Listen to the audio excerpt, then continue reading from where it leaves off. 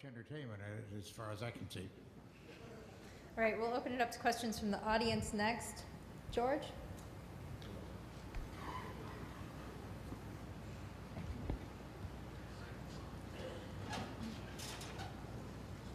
All right, if you got a question, come on over here, just like last time.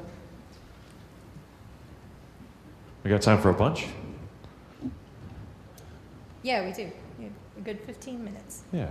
Oh, boy. Come on. Here they come. We don't want to block sight lines. That's why we do it up this way. Question is, how do you, knowing that every investigation is going to end up in BS, how do you maintain patience in dealing with these people? Well, we're required to. When we do the investigation, you're not talking about the paranormal TV programs, are you talking about us?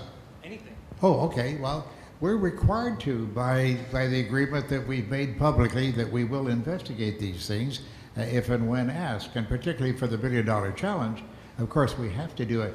We're constrained to doing it, and we have to terminate it at a proper point. We have to show that they did not meet the requirements of the challenge. And that's not always easily done. And of course, they never, very seldom, I can put it that way, very seldom decide after we've shown them that they didn't have the powers, that they don't have the powers. I think Ben will probably agree with me on this one, since we have the different types of investigations that we have to do. That part of it is out of education. We want to educate the public exactly what's going on here. And the thing that we have going against us is all of the TV programming, that says that everything is real. Well, they're all ghosts, they're all UFOs, they're all aliens.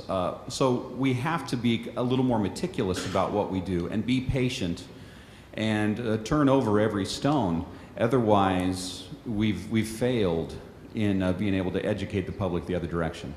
I always find I learn something from these. Every single one of them, I learn something. And to me, that's interesting, that's entertaining, and it's knowledge. So it's not like I'm just going in and saying, okay, I know this is BS. And in some instances, I've got to step away from that, but many I do know that it's going to be BS, more than likely walking into it. But I also know that in every individual case, I'm dealing with a kaleidoscope of people here. That it's amazing what you walk away with. You'll either walk away with a very interesting story, or you learn something in the process yourself. You may have to do some research and find some information, and now you become knowledgeable about something that you didn't before. So it's never boring. It is never boring. And the only thing I would just add to that is in terms of my investigations, I don't know that it is BS.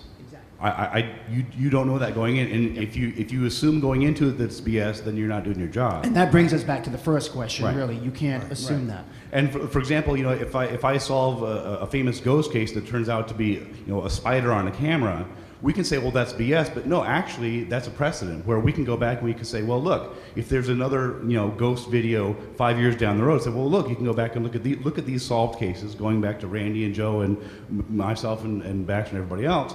We're establishing precedent so that future investigators and future skeptics can go back and look at similar solved cases and say, hey, this is a lot like this other case. Maybe that's the answer.